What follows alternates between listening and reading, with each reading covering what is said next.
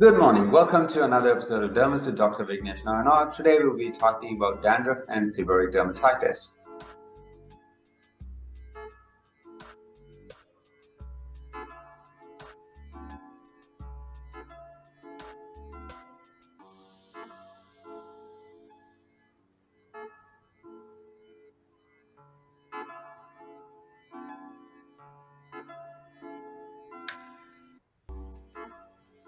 Dandruff and seborrheic dermatitis are both common conditions, and dandruff typically presents with dry flakes of skin that peel off from your scalp.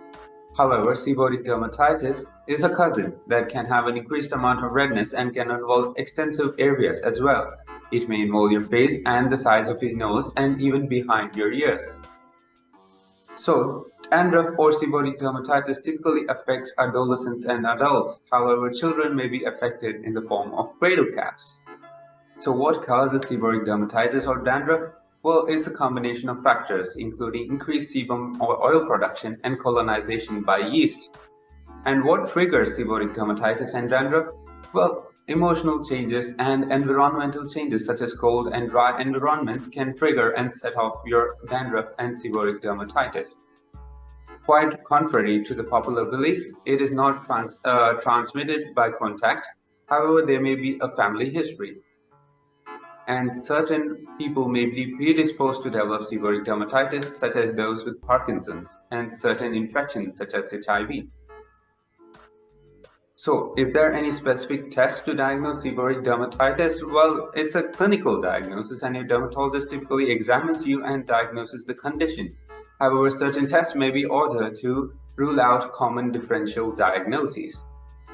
And there are a number of shampoos available to treat dandruff, and they may be based on coal tar, ketoconazole, or zinc, and your dermatologist is the best person to tell you which one to use.